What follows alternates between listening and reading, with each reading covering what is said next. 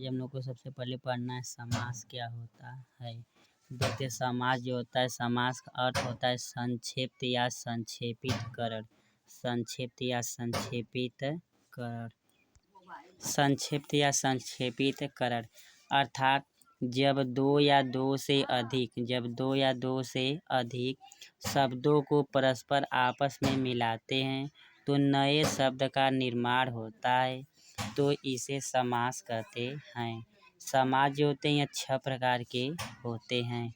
Number 1 अव्ययीभाव समास, द्वंद्व समास, द्विगु समास, बहुब्रीहि समास, कर्मधारय समास और तत्पुरुष समास।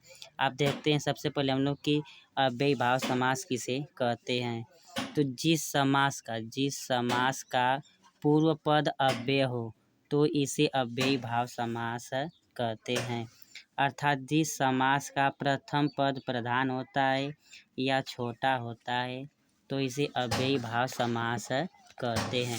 जैसे देखते हैं, जैसे जिस समास में उपसर्ग शब्द लगा हो तो इसे अव्ययीभाव समास कहते हैं। जैसे प्रतिदिन, तो प्रति धन दिन, आजीवन, आधन जीवन, इसमें आ प्रत्यय लगाए। आगे देखते हैं, यदि एक ही शब्द दो या दो से अधिक बार आया हो तो इसे अव्ययीभाव समास कहते हैं। जैसे रात रात, दिन और दिन। आप देखते हैं द्वंद्व समास किसे कहते हैं।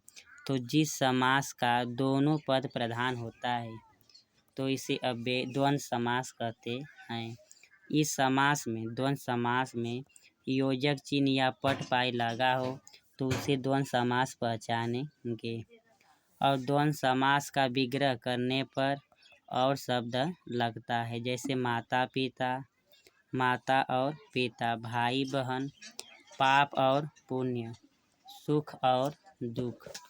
आप आगे देखते हैं द्विगु समास किसे कहते हैं। तो जिस समास का पूर्व पद संख्यावाची हो तो इसे द्विगु समास कहते हैं। अर्थात 1 से लेकर 9 तक जितनी संख्या हो तो इसे द्विगु समास कहते हैं।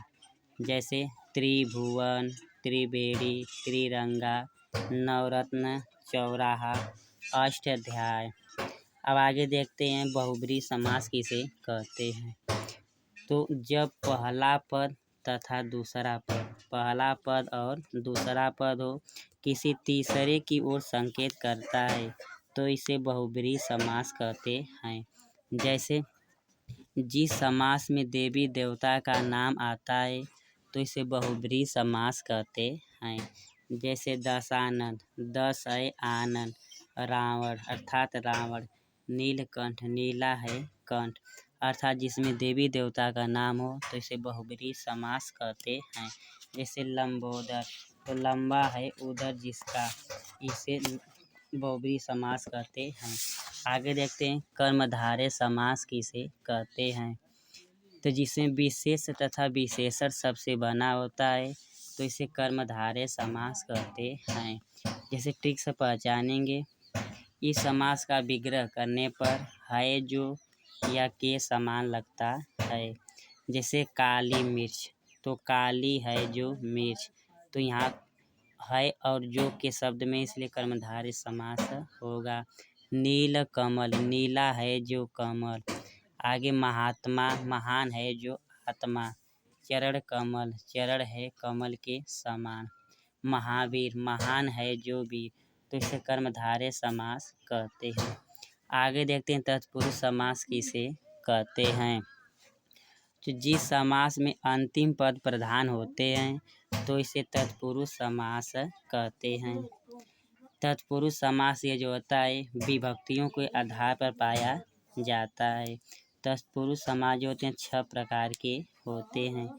जैसे देखते हैं मतदाता, तो मत को देने वाला, यहाँ विभक्ति है। गुणहीन, गुण से हीन, तो से भी विभक्ति है। हथकड़ी, हाथ के लिए कड़ी, यह भी हथकड़ी है। धन से हीन जो है तत्पुरुष समास होता है।